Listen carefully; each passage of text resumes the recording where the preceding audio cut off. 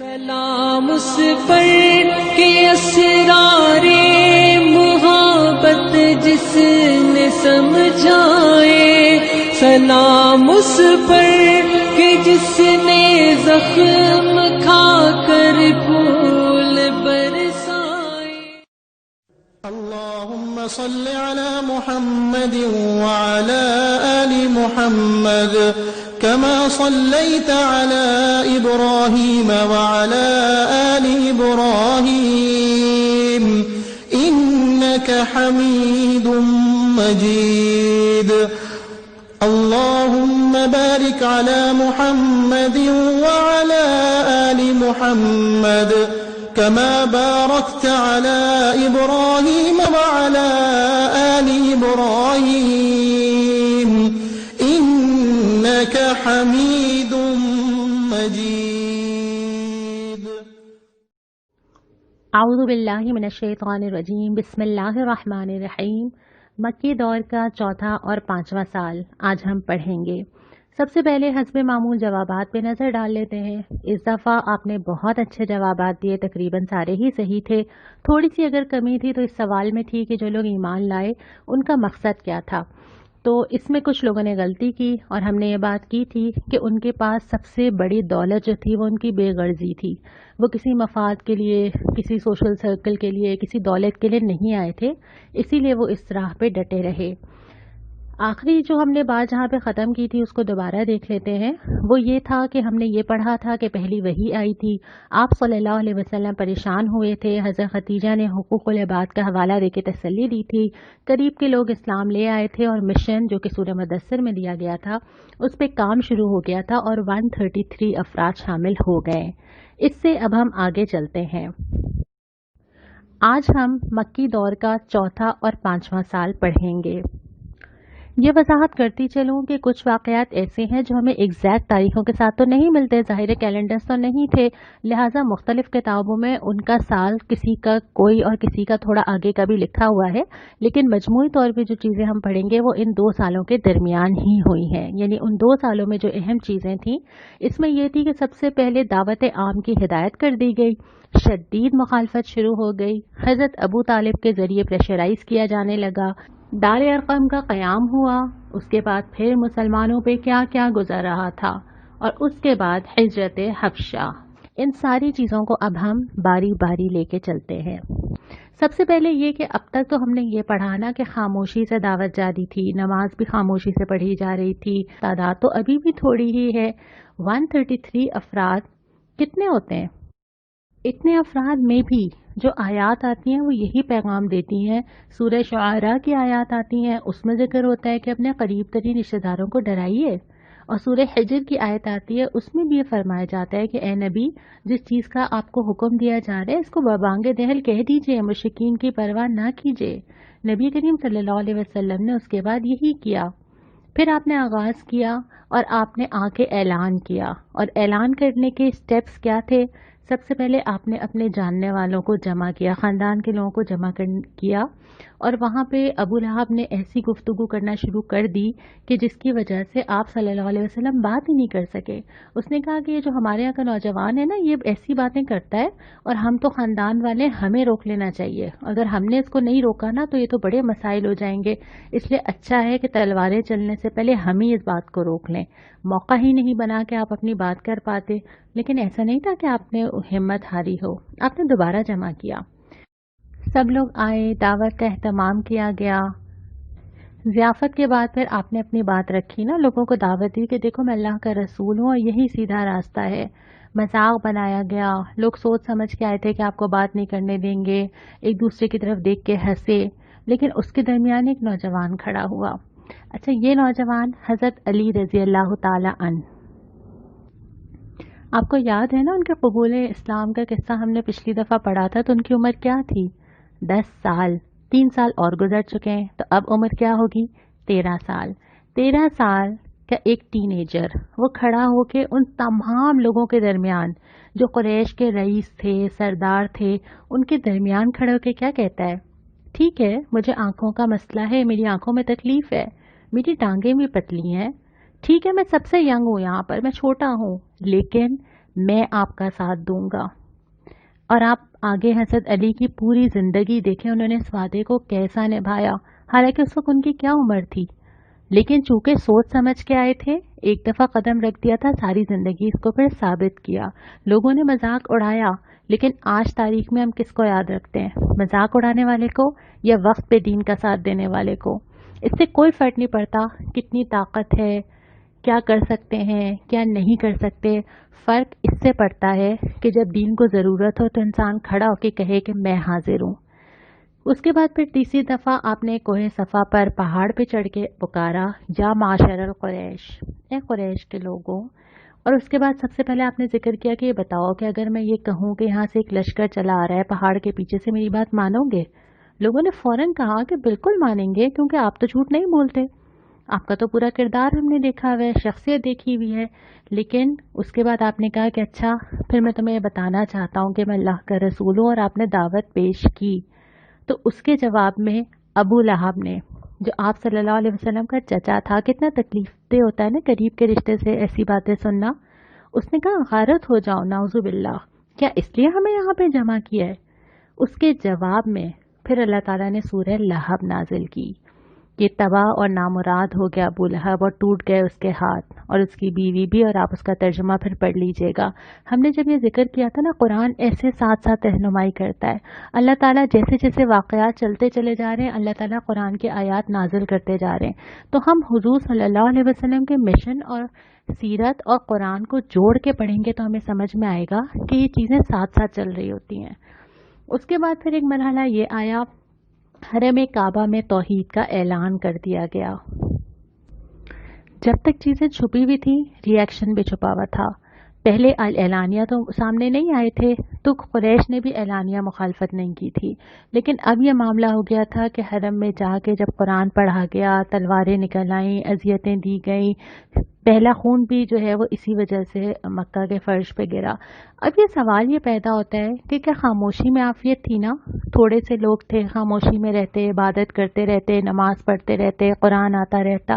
کیوں اعلانیہ دعوت؟ کیوں اپنے آپ کو مشکل میں ڈالا؟ تھوڑے سے تو تھے، کچھ نظر بھی نہیں آ رہا تھا، اسکوپ بھی نہیں تھا، کچل دیے جاتے. کیوں یہ کہا جا رہا تھا کہ اب نکلیے اور اعلان کیجئے؟ اس پہ آپ پورا ہفتہ غور کیجئے، اور میں آپ سے انشاءاللہ اس پہ اگلے ہفتے بات کروں گی. اب یہ ہوا کہ جب یہ اعلان کر دیا گیا تو قریش کی بھی شدید مخالفت سامنے آ گئی. اور اس مخالفت کے دو پہلو تھے نا، ایک تو وہ اسباب تھے جس کی وجہ سے وہ مخالفت کی جا رہی تھی، اور پھر وہ انداز تھے جو مخالفت کے لیے اختیار کیے جا رہے تھے. اسباب کیا تھے؟ جب بھی لا الہ الا اللہ کسی نے سنا اور اس کو سمجھ لیا، اس کو پتہ چل گیا کہ اس کا مقصد یہ ہے کہ ساری چیزیں چھوڑنی پڑیں گی. اس زمانے میں جس نے کلمہ پڑھا اس کو بھی پتا تھا کہ وہ کیا کہہ رہا ہے، اور جس نے کلمہ سنا اس کو بھی پتا تھا کہ یہ کس چیز کو چیلنج کر رہے ہیں. تو قریش کو ٹھیک ٹھیک سمجھ آ رہا تھا کہ پہلی چیز کیا ہوگی، اپنا اختیار چھوڑنا ہوگا. اور یہ انفرادی طور پہ بھی ہر انسان کو بھی کرنا ہوتا ہے، اور یہ اجتماعی طور پہ بھی کرنا ہوتا ہے. اپنا اختیار تو چھوڑنا ہی پڑے گا. اب تو ہر چیز ڈیسائیڈ ہوگی اللہ تعالیٰ کے قانون کے مطابق. اب تو اللہ تعالیٰ بتائیں گے کہ کیا کرنا ہے اور کیا نہیں کرنا. دوسری چیز یہ کہ ٹرینڈز نہیں چلیں گے. باپ دادا نے جو کہا اگر وہ شریعت کے مطابق ہے تو اچھی بات ہے، نہیں ہے تو وہ بھی نہیں چلے گا. تیسری بات یہ کہ اقتدار اور سرداری کا تو سوال ہی پیدا نہیں ہوتا. کوئی بھی اقتدار اللہ اور رسول کی اطاعت سے باہر ہو ہی نہیں سکتا. تو اب تو باؤنڈریز طے ہو گئی ہیں، اس کے اندر ہی رہنا ہوگا اگر اسلام ایک دفعہ آ گیا. پھر یہ کہ ایک فطرتاً جو ہے وہ قریش عیسائیوں سے دشمنی اور عداوت رکھتے تھے اہل کتاب ہونے کی وجہ سے، اور مسلمانوں کی اسلام کی بہت ساری چیزیں ان سے قریب تھیں یا میچ ہو رہی تھیں، لہٰذا اس وجہ سے بھی انہوں نے ایک عداوت شروع سے ہی پال لی تھی. اس کے بعد یہ کہ بد اخلاقیوں پہ ضرب لگ رہی تھی نا. پہلے جب انسان کسی بھی دین پر نہ ہو، کسی بھی باؤنڈری پہ نہ ہو، کوئی بھی اس کو روکنے والا نہ ہو، تو اس کے بعد تو وہ جس حیوان کی سطح پہ چلا جائے اپنی خواہشات پوری کرنے کے لیے، ڈاکہ ڈالے، چوری کرے، زنا کرے، کوئی فرق نہیں پڑتا نا. لیکن جب آپ کسی کی اطاعت میں دے دیتے ہیں، جب آپ اسلام کے قلعے میں آ جاتے ہیں، تو پھر لازمی بات ہے کہ آپ کو وہ ساری چیزیں چھوڑنی ہوتی ہیں. لیکن یہ ساری چیزیں پڑھتے ہوئے مجھے لگ رہا تھا کہ یہی کنسرنز آج بہت سارے لوگوں کے ہم سمیت نہیں ہوتے. سارے نہیں ہوں گے، کسی کے اندر ایک ہوگا، کسی میں دوسرا ہوگا. ہمیں بھی تو یہی پرابلم ہوتا ہے نا کہ اپنا اختیار چھوڑنا پڑے گا. اگر ہماری مرضی سے دین چلتا رہے تو پھر ہم تھوڑی دین سے پیچھے ہٹیں گے. مسئلہ تو وہیں پر آتا ہے نا جب اللہ کی مرضی اور ہماری مرضی آمنے سامنے ہو جاتی ہیں. تو یہ سارے پرابلمس تھے قریش کو جس کی وجہ سے وہ مخالفت کر رہے تھے. اور اس مخالفت کا طریقہ کیا تھا؟ ایک تو یہ کہ مسلمانوں کا مذاق اڑانا، جہاں پہ جا کے وہ بات کریں ان کے اگینسٹ کوئی بات کہنا، کہیں مجنون کہنا، کہیں یہ کہنا کہ یہ تو شاعری کرتے ہیں، کہیں آیات سنائی جا رہی ہیں تو نقل اتارنا، تحقیر کرنا، یہ کہنا کہ یہ لوگ تو معاشرے کے قریب ترین لوگ ہیں اس لیے یہ آ گئے. دوسری بات ہے کہ پروپیگنڈا کرنا، اتنے شک پیدا کر دینا، اتنی باتیں کرنا کہ کنفیوژن کریٹ ہو جائے. اور اگلی چیز جو ہم نے قرآن میں بھی پڑھا تھا، لہو الحدیث، یعنی ایسی چیزیں خرید کے پیسے انویسٹ کر کے ایسی محفلیں سجانا، گانے والوں کو ہائر کرنا، لوگوں کو انگیج کر دینا کہ لوگوں کا دھیان ہی نہ رہے کہ وہ یہ باتیں سنیں. اگلی چیز انہوں نے کوشش یہ کی کہ آفرز کی جائے نا، ابھی ہم آگے بھی پڑھتے ہیں، اور وہ آفرز اسی طرح کی تھیں کہ بس دین اپنے تک رکھ لینا، ضرورت نہیں ہے نا پھیلانے کی، خود جو کرنا ہے کریں، ہمیں کچھ نہ بولیں. اس طرح سے انہوں نے کوشش کی، کسی کو مال کی آفر کی، کسی کو کچھ اور طریقے سے. پھر یہ کہ مطالبات اور سوالات سے پریشان کیا کہ یہ کیوں نہیں ہو جاتا، اچھا قیامت آنی ہے تو آ جائے نا، کیوں نہیں آتی؟ اچھا اگر مال ملتا ہے تو تم لوگ کیوں اتنے مفلس ہو، تمہارے پاس کیوں نہیں آتا مال؟ اور پھر اس طرح کے اتنے مسائل پیدا کر دینا، اور اس کے ساتھ ساتھ ظلم و ستم، شدید ظلم و ستم. اور یہ ظلم و ستم صرف یہ نہیں تھا کہ کسی نے کچھ کہہ دیا یا غصہ کر دیا. اس میں آپ اگر انشاءاللہ سیرت کی کوئی کتاب پڑھیں گے تو اس کے اندر راستے میں کانٹے بچھا دینا اللہ کے نبی صلی اللہ علیہ وسلم کے، نماز کے دوران نجاست ڈال دینا، گلے میں چادر ڈال کے کھینچنا کہ آپ صلی اللہ علیہ وسلم نماز پڑھتے ہوئے گھٹنوں کے بل گر جائیں، نعوذ باللہ. اور جو لوگ آپ صلی اللہ علیہ وسلم کے ساتھ تھے ان کے لیے بھی دین آسان تھوڑی تھا. ہم چاہتے ہیں کہ چیزیں آسان سیٹل رہیں، ایسا کبھی نہیں ہوا. ان لوگوں نے کیا کیا نہیں سہا. حضرت خباب کے بارے میں آتا ہے کہ کوئلے جلائے گئے، زمین پہ ڈال کے ان کو اس کے اوپر لٹا دیا گیا، یہاں تک کہ کوئلے ٹھنڈے ہو گئے، اور سالوں بعد بھی ان کے جسم پہ وہ سفید نشان تھے، جیسے برس کے نشان ہوتے ہیں نا، وائٹ، وہ ان کی کمر پہ نشان تھے. حضرت بلال کو پورے شہر میں گھسیٹا جاتا تھا. پھر حضرت عمار جتنا ان کو مارا گیا، حضرت سمیہ جن کو مار کے شہید کر دیا گیا. تو یہ سارے واقعات جو ہیں، یہ کیا دین اتنی آسانی سے پہنچا ہے مجھ تک؟ یہ جو آج میں سیرت پڑھ رہی ہوں یا قرآن اٹھا لیتی ہوں، اس کے پیچھے کیسی کیسی قربانیاں ہیں نا. اور جب میں اللہ تعالیٰ کے پاس جاؤں گی تو میرے پاس کون سی قربانی ہوگی اس دین کے لیے؟ میں نے کیا برداشت کیا اس دین کے لیے؟ میں کتنا آگے چلی ہوں؟ میں نے کیا دیا ہے اللہ کو، جس کو جا کے میں کہوں کہ اے اللہ آپ کے دین کے لیے میں نے اتنی تکلیفیں اٹھائی ہیں، کیا کیا پیش کروں گی میں؟ اور یہ تو وہ تکلیفیں تھیں جو جسمانی طور پہ دی جا رہی تھیں نا. ایک اور ذریعہ بھی تھا جو مینٹل سٹریس تھا، اور وہ تھا پریشرائز کرنا. حضرت ابو طالب، ہم نے پڑھا تھا کہ نبی کریم صلی اللہ علیہ وسلم کو حضرت ابو طالب نے باپ بن کے پالا تھا نا، کوئی اور رشتہ تو نہیں تھا نا آپ کے پاس، بہت جلدی یتیم ہو گئے تھے. وہ حضرت ابو طالب سے جا کے شکایتیں کی جا رہی تھیں. پہلی دفعہ یہ کہا کہ اچھا آپ ان سے کہہ دیں محمد صلی اللہ علیہ وسلم سے کہ ہمیں برا نہ کہیں نا، اپنا دین اپنے تک رکھیں. اور پھر یہ کہ یا پھر آپ ہٹ جائیں، آپ سرپرستی کرتے ہیں تو ہمارے لیے مشکل ہوتی ہے. حضرت ابو طالب نے نبی کریم صلی اللہ علیہ وسلم کو بلایا، ان کو یہ بات بتائی. آپ نے فرمایا کہ اچھا اگر یہ لوگ صرف ایک بات مان لیں اور اس پہ راضی ہو جائیں، تمام عرب ان کا غلام ہو جائے گا. وہ ایک بات کیا تھی؟ لا الہ الا اللہ. دوسری دفعہ پھر یہ ہوا، پھر ابو طالب کے پاس گئے قریش، اور اس دفعہ وہ عمارہ بن ولید ایک نوجوان تھے، بہت عالی شان، بہت اچھے، بہت جنگجو، تربیت یافتہ. ان کو لے کے گئے کہ اچھا بدل لیتے ہیں، چلیں اس کو آپ رکھ لیجئے، محمد صلی اللہ علیہ وسلم مجھے دے دیجئے. اس پہ حضرت ابو طالب کو بہت غصہ آیا، اور غصہ آنا بھی چاہیے تھا. تیسری دفعہ پھر حضرت ابو طالب کے پاس وفد کیا، اور پھر یہ کہا کہ دیکھیں یہ کیا ہو رہا ہے، آپ ان کو سمجھائیے. حضرت ابو طالب نے نبی کریم صلی اللہ علیہ وسلم کو پھر دوبارہ بتایا، اور ایک جملہ ملتا ہے کہ دیکھو میرے اوپر اتنا بوجھ نہ ڈالو جس کو میں سہار نہ سکوں. آپ صلی اللہ علیہ وسلم نے جواب دیا کہ اگر یہ لوگ میرے دائیں ہاتھ پہ سورج اور بائیں ہاتھ پہ چاند بھی رکھ دینا کہ میں اس مشن کو چھوڑ دوں، میں اس سے باز نہیں آ سکتا. یہ سن کے حضرت ابو طالب نے پھر ایک فیصلہ کیا اور دو ٹوک کہا کہ اچھا ٹھیک ہے، اب میں تمہارے ساتھ ہوں، جو تمہارا دل چاہے تم کہو. اس پوری صورتحال کے اندر ایک طرف تو آپ صلی اللہ علیہ وسلم بحیثیت لیڈر اور بحیثیت نبی ان ساری چیزوں سے گزر رہے تھے، ایک طرف میرے اور آپ کی طرح کے انسان تھے، ان کی وہی خواہشات تھیں، ان کے وہی گھر تھے، ان کی وہی زندگیاں تھیں، ان کو بھی تکلیف ہوتی تھی، ان کو بھی درد ہوتا تھا، وہ بھی آرام چاہتے تھے۔ ان کی کیا کیفیات تھی؟ ساتھ ساتھ آیات آ رہی تھیں، تسلی دے رہی تھیں، رہنمائی کر رہی تھیں، صبر کرنے کی تلقین دے رہی تھیں۔ ان کے اندر یہ اوصاف پیدا ہو رہے تھے، بعد میں کیسے وہ استقامت پہ رہے، کیونکہ وہ ان سارے تربیتی مراحل سے گزرے ہوئے تھے۔ پھر آگے کوئی چیز ان کو ہلا ہی نہیں سکی، پھر ایمان مضبوط ہوتا چلا جا رہا تھا۔ ان کو پتہ چل رہا تھا کہ دین پہ قائم ہونا اصل میں ہوتا کیا ہے، کیا کیا تقاضے ہوتے ہیں دین پہ قائم ہونے کے۔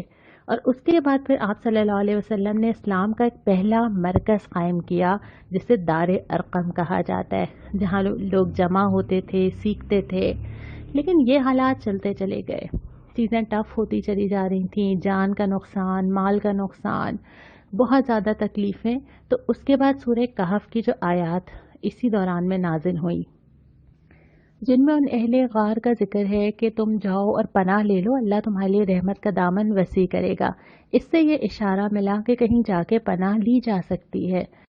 پھر آپ صلی اللہ علیہ وسلم نے یہ ہدایت فرمائی کہ جو حبشہ جا سکتا ہے، جو کہ قریب کی ایک تجارت گاہ تھی اور جہاں کا بادشاہ نجاشی کہلاتا تھا، اور وہ اچھا بھی تھا، رحم دل تھا، اور یہ امید تھی کہ وہاں پہ عافیت مل جائے گی۔ تو آپ نے کہا جو جا سکتا ہے وہ چلا جائے۔ پہلے تھوڑے سے لوگ گئے، 15-16 لوگ گئے، اس کے بعد پھر دوسری دفعہ میں لوگ زیادہ ہو گئے، یعنی 82-83 تقریباً لوگ ہو گئے۔ اور یہ بھی کوئی آسان بات نہیں ہے، صرف دین کے لیے، صرف اور صرف اپنا ایمان بچانے کے لیے اپنی سیٹل لائف چھوڑ دینا، شہر چھوڑنا، گھر چھوڑنا، رشتہ دار چھوڑنا، خوف کی حالت میں نکلنا۔ اور اس کے بعد یہ حبشہ پہنچ گئے۔ وہاں پہنچ کے پھر بھی مشرکین نے اپنا ایک وقت پیچھے پیچھے بھیجا کہ جاؤ اور جا کے ذرا مقدمہ لڑو اور ان کو واپس لے کر آؤ، اور پھر ہمیں ایک پوری تاریخ ملتی ہے۔ یہاں ہوتا یہ ہے کہ جب مسلمان نجاشی کے دربار میں پہنچ کے ابھی سکون کا سانس ہی لیتے ہیں تو مکہ سے پھر 2 لوگوں کو بھیجا جاتا ہے یہ مشن دے کے کہ جا کے ان کو واپس لے کر آئیں۔ یہ 2 عمرو بن العاص اور عبداللہ بن ربیعہ، یہ دونوں جاتے ہیں نجاشی کے دربار میں اور اس سے جا کے کہتے ہیں کہ ہمارے یہاں کے کچھ نادان نوجوان ہیں، ایک نیا مذہب بنا لیا ہے، ہمارے درمیان فتنہ پیدا کر دیا اور اب پناہ لینے آپ کے پاس آ گئے، بس اب ان کو ہمارے حوالے کر دینا، ہم ان سے نمٹ لیں گے۔ نجاشی کہتا ہے کہ نہیں، میں ان سے پوچھوں گا، پہلے میں ان کا پوائنٹ آف ویو بھی لوں گا۔ وہ مسلمانوں کو بلاتا ہے، مسلمان آپس میں سوچتے ہیں کہ کیا بات کی جائے نا۔ حضرت جعفر رضی اللہ تعالی عنہ جو حضرت علی کے بھائی تھے، ان کو اپنا لیڈر بنایا جاتا ہے کہ ہمارے بہاف پہ آپ بات کریں گے، اور یہی طے ہوتا ہے کہ جو حق ہے، جو سچ ہے، بس وہ بے لاگ طریقے سے رکھ دیا جائے گا۔ حضرت جعفر حاضر ہوتے ہیں، نجاشی ان سے پوچھتا ہے کہ بتاؤ کیا معاملہ ہے۔ وہ کہتے ہیں کہ دیکھیں، ہم ہر قسم کی برائیاں کرتے تھے، ہم قتل کرتے تھے، ہم زنا کرتے تھے، ہم چوری کرتے تھے، ہمارے اندر ہر قسم کی اخلاقی برائیاں تھیں۔ ایک شخص آتا ہے اور وہ ہمیں پکارتا ہے اور پھر وہ ہم سے کہتا ہے کہ یہ چھوڑ دو اور ایک اللہ کی عبادت کرو، وہ اللہ کا رسول ہے، ہم نے اس کی اطاعت کی، ہماری زندگی میں اتنا کچھ اچھا ہو گیا، اور اب ان لوگوں نے ہمیں تنگ کرنا شروع کیا، یہاں تک کہ انہوں نے ہمیں ہماری جگہ سے بے گھر کر دیا، اور ان کے ظلم و ستم سے تنگ آ کے تو ہم یہاں آئے پناہ مانگنے۔ اس پر نجاشی کہتا ہے کہ تمہارا رسول کیا لایا ہے، ذرا مجھے سناؤ۔ تو وہ سورہ مریم کی کچھ ابتدائی آیات سناتے ہیں۔ یہ سن کے اس کے اپنی آنکھوں میں آنسو آ جاتے ہیں، اور وہ کہتا ہے کہ یہ تو وہی کلام ہے جو عیسیٰ علیہ السلام کے پاس تھا، اور یہ ملتی جلتی چیز ہے۔ اور وہ ان کو کہہ دیتا ہے مشرکین کو کہ نہیں، میں واپس نہیں کروں گا۔ مایوس ہوتے ہیں، لیکن پھر ایک اور پلان بناتے ہیں۔ اگلے دن دوبارہ آتے ہیں اور سوچتے ہیں کوئی ایسی بات لائی جائے جس کی وجہ سے کنفیوژن کریٹ ہو۔ دوسرے دن دوبارہ آ کے کہتے ہیں کہ آپ کو پتہ ہے کہ یہ عیسیٰ ابن مریم کے بارے میں کیا کہتے ہیں؟ نجاشی پھر ان کو بلاتا ہے، پوچھتا ہے کہ حضرت عیسیٰ علیہ السلام کے بارے میں تمہارا کیا عقیدہ ہے؟ حضرت جعفر رضی اللہ تعالی عنہ فرماتے ہیں، حضرت عیسیٰ اللہ کے بندے، اس کے رسول، اس کی روح اور اس کا کلمہ ہے، جسے اللہ تعالیٰ نے کنواری اور پاک دامن حضرت مریم کے اوپر القا کیا تھا۔ یہ سن کے نجاشی ایک تنکا اٹھاتا ہے اور کہتا ہے کہ بلا شبہ جو تم نے حضرت عیسیٰ علیہ السلام کے بارے میں بیان کیا ہے، اس سے ایک تنکا بھی زیادہ حیثیت نہیں ہے، تم نے بالکل ٹھیک بات کی ہے۔ اور اس کے بعد پھر مشرکین کے اس وقت کو واپس آنا پڑتا ہے، کیونکہ نجاشی کہتا ہے کہ اب یہ لوگ میری امن میں ہیں اور ان کو کوئی نقصان میری جگہ پہ کوئی نہیں پہنچا سکتا۔ ایک جگہ تو نصیب ہوئی مسلمانوں کو، لیکن یہ تو تھوڑے سے تھے نا، یہ تو 100 سے بھی کم لوگ تھے جو یہاں پہنچے تھے ابھی۔ لیکن مکہ میں کیا ہو رہا تھا؟ مکہ میں جو لوگ باقی تھے اس ہجرت کے بعد قریش کے ظلم و ستم میں، غصے میں اور زیادہ اضافہ ہو گیا تھا، اور ان کو یہ نظر آ رہا تھا کہ ان کی ریچ بڑھ رہی ہے، اور مکہ میں ہر طرح کے مظالم نبی کریم صلی اللہ علیہ وسلم پر بھی اور آپ کے ساتھ کے جتنے ساتھی تھے ان پر بھی ہو رہے تھے۔ مکہ میں مسلمان جو تکلیفیں اٹھا رہے تھے، آپ صلی اللہ علیہ وسلم کی اولاد اور آپ صلی اللہ علیہ وسلم کے بیٹوں کے وفات پر جو آپ صلی اللہ علیہ وسلم کو کہا جا رہا تھا، کس طرح ذہنی اور نفسیاتی طریقے سے پریشان کیا جا رہا تھا، اگلی دفعہ ہم پھر اس کو 6 سال سے آغاز کریں گے۔ آج کی جو حدیث ہے وہ حالات کے لحاظ سے ہی ہے۔ آپ صلی اللہ علیہ وسلم نے فرمایا کہ خدا سے ڈرنے والوں کے لیے جس کے اندر تقویٰ ہو، دولت مند ہونا یا مال ہونے میں کوئی نقصان دہ نہیں ہے، لیکن صحت دولت سے زیادہ بہترین نعمت ہے، اور دل کا اطمینان خدا کی نعمتوں میں سے ایک نعمت ہے۔ یعنی آپ کے پاس سب کچھ ہو، دنیا کھلی ہوئی ہے نا، سب کچھ موجود ہے، مال بھی ہوگا، صحت کے ڈر سے ہم گھر کے اندر بند ہیں نا، تو زیادہ بڑی نعمت کون سی ہوئی؟ اور پھر یہ کہ اگر آپ کا دل میں ہی سکون نہ ہو تو آپ کو کوئی چیز اچھی نہیں لگتی۔ تو یہ دونوں چیزیں جن کو انسان دنیا میں نعمتیں کنسیڈر ہی نہیں کر رہا ہوتا، وہ مال کو، گھر کو، چیزوں کو کر رہا ہوتا ہے، اس سے زیادہ بڑی نعمتیں یہ ہیں کہ انسان کے دل میں اطمینان ہو اور انسان صحت مند حالت میں ہو۔ آج جو سوال مجھے آپ سے کرنا ہے وہ یہ کرنا ہے کہ یہ 6 چیزیں آپ کے سامنے لکھی ہوئی ہیں جو آپ نے آج کا پورا لیسن سنا، عبادات، قرآن سے تعلق، اپنی تربیت، حالات کا مقابلہ، دوسروں کو دین کی طرف بلانا اور اسلام کو قائم کرنے کی کوشش کرنا، ان میں سے کون سا کام پہلے کرنا چاہیے اور کون سا کام بعد میں کرنا چاہیے، اس کی آپ نمبرنگ کریں گے، یعنی آپ ترتیب بنائیں گے کہ سب سے پہلے کون سا اختیار کیا جائے گا اور سب سے بعد میں کون سا کیا جائے گا۔ آج کی سنت بھی، آج کل اس سنت پہ عمل کرنا ہمارے لیے بہت آسان ہے کیونکہ اس کے بہت سارے موقع ہیں۔ سنت یہ ہے کہ نبی کریم صلی اللہ علیہ وسلم بیماروں کی خبر گیری کا بہت اہتمام کرتے تھے۔ کسی کی بیماری کو پتہ چلتا، خود عیادت کے لیے تشریف لے کے جاتے تھے، اور یہ بھی نہیں تھا کہ خود ہی، بلکہ لوگوں سے معلوم بھی کرتے تھے کہ اب اس کی کیسی طبیعت ہے۔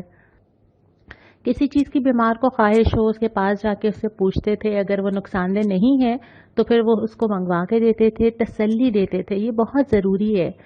اور اس کے بعد اس کے لیے دعا کرتے تھے، اسأل اللہ العظیم رب العرش العظیم ان یشفیک، میں اللہ رب عرش عظیم سے دعا کرتا ہوں جس کے ہاتھ میں سب کچھ ہے کہ وہ تمہیں شفا دے۔ تو آج کل اس سنت پہ ہم بہت زیادہ عمل کر کے ثواب کما سکتے ہیں۔ ہو سکتا ہے عیادت کے لیے نہ جا سکیں اپنے پریکاشنز کی وجہ سے، لیکن باقی ساری چیزوں سے تو کسی نے نہیں روکا نا، تو ان چیزوں کا اہتمام کرنا یہ ہم سب کے لیے ثواب بڑھانے کا سبب بنے گا، اور انشاءاللہ ہم اس کا اہتمام کریں گے۔ اس کے بعد بس اگلی کلاس میں ہم انشاءاللہ تعالی 6 سال سے آغاز کریں گے۔ وآخر دعوانا ان الحمدللہ رب العالمین۔ اس پر جو سچائی کی خاطر دکھ اٹھاتا تھا، سلام اس پر جو بھوکا رہ کے اوروں کو کھلاتا تھا۔